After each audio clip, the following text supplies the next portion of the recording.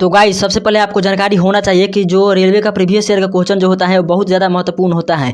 अगर जो आप कॉम्पिटेटिव एग्जाम की तैयारी कर रहे हो तो आपको पता होना चाहिए कि रेलवे का प्रीवियस ईयर का जो क्वेश्चन होता है वो सभी एग्जाम के लिए महत्वपूर्ण होता है। तो अगर जो आप कॉम्पिटेटिव एग्जाम की तैयारी कर रहे हो ना तो आपको ये वाला वीडियो पूरा देखना पड़ेगा। और ये जो भी क्वेश्चन कराया जाएगा सभी महत्वपूर्ण है, क्योंकि ये सभी क्वेश्चन प्रीवियस ईयर का है, PYQ है और रेलवे का पूछा गया है। हम डेट भी बता दे रहे हैं कि कब का पूछा गया है। तो इसका सही उत्तर क्या हो जाएगा, तो डेट है इसका 1998 में पूछा गया था चंडीगढ़ में, और हम लोग का डेट 23 है, यानी कि 23 से पहले आप लोग नहीं देखे होंगे तो जा करके देख लीजिएगा। इसका प्लेलिस्ट बन गया है और प्लेलिस्ट में सभी वीडियो उपलब्ध हैं। और इस तरह का एनिमेशन वीडियो पूरे यूट्यूब पर कहीं नहीं है, तो आप लोग यूट्यूब पर भी जाकर के छान मार सकते हैं, कहीं पर नहीं मिलेगा आपको।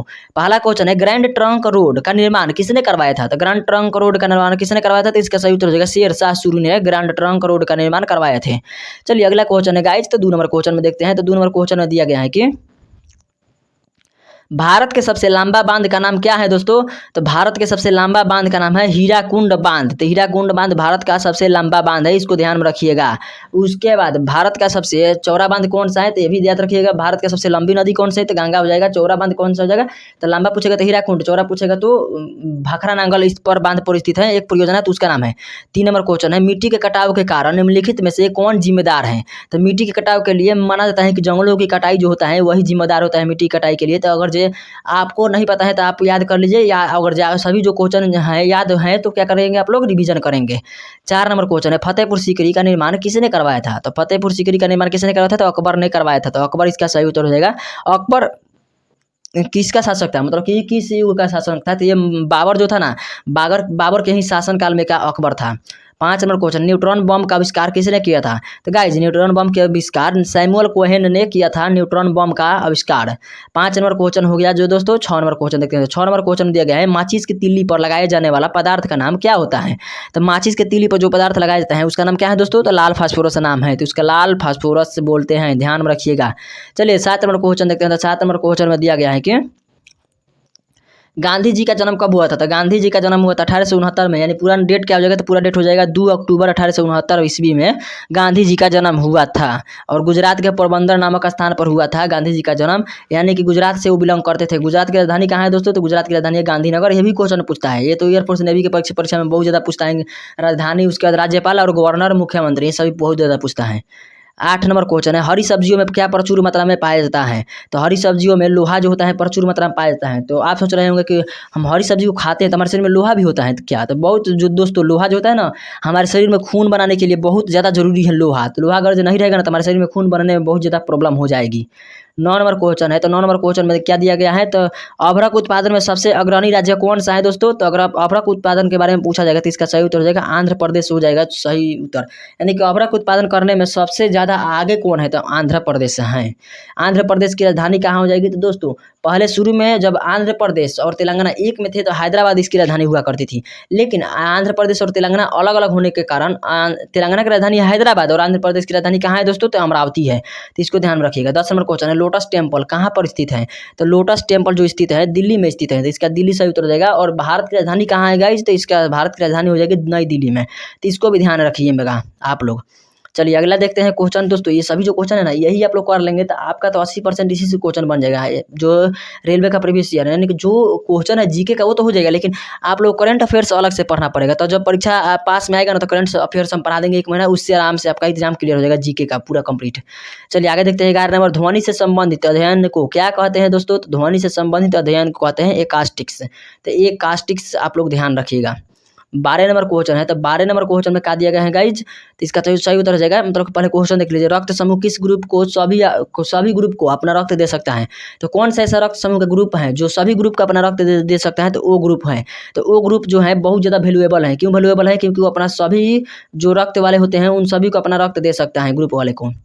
13 नंबर क्वेश्चन, विश्व का सबसे प्राचीन पर्वत का नाम क्या है दोस्तों। तो विश्व का सबसे प्राचीन पर्वत का नाम है अरावली पर्वत। तो इसका अरावली सही उत्तर हो जाएगा। भारत का सबसे ऊंचा पर्वत का नाम क्या हो जाएगा, तो इसका सही उत्तर हो जाएगा K2। और ये कहाँ है, सिक्किम में। लेकिन विश्व का सबसे ऊंचा पर्वत का नाम क्या हो जाएगा, तो वो हो जाएगा माउंट एवरेस्ट। ये कहाँ है, तो ये है नेपाल में।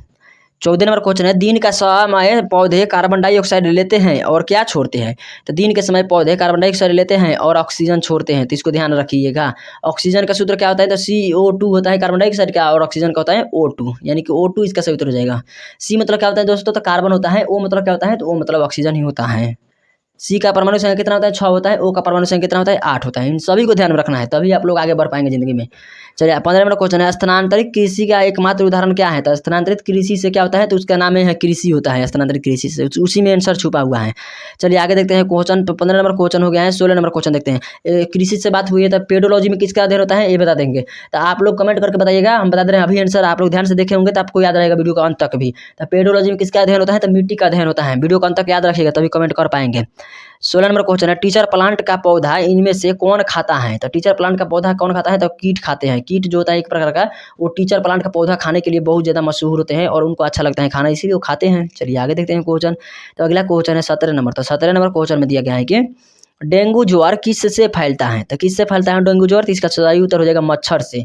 मच्छर से जो होता है डेंगू ज्वर फैलता है। आगे क्वेश्चन 18 नंबर। तो 18 नंबर क्वेश्चन है, बिहार का राजधानी कहाँ है? तो दोस्तों बिहार की राजधानी कहाँ है? तो इसका सही उत्तर हो जाएगा पटना है बिहार की राजधानी। पूछा जाएगा गोल घर कहाँ स्थित है? तो पटना में स्थित है। पटना में कौन सी नदी बहती है? तो पटना में गंगा नदी बहती है। पटना किनारे से ही गंगा नदी निकलती है। और पटना किस नदी किनारे बसा हुआ है? तो गंगा नदी किनारे बसा हुआ है। ये भी क्वेश्चन पूछता है, तो जो भी क्वेश्चन पूछा जाता है मैं बता दिया। उसके बाद सूरत किस नदी के किनारे बसा है? तो ताप्ती नदी किनारे बसा है। लखनऊ गोमती नदी किनारे बसा है। जो भी नदी किनारे बसा हुआ शहर है वो सब मैं बता दिया, यानी कि जो इंपॉर्टेंट था हमको याद था शुरू में वो बता दिए। और नेक्स्ट नंबर क्वेश्चन है, क्षेत्रफल की दृष्टि से भारत का सबसे बड़ा राज्य कौन सा है? तो क्षेत्रफल की दृष्टि से सबसे बड़ा राज्य राजस्थान है। और जैसे कि वन की दृष्टि से देखा जाए सबसे बड़ा राज्य कौन है? वन, यानी कि सबसे ज़्यादा वन कहाँ लगा हुआ है? तो मध्य प्रदेश में लगा है। सबसे कम वन यानी कि जंगल कहाँ है? तो हरियाणा में है।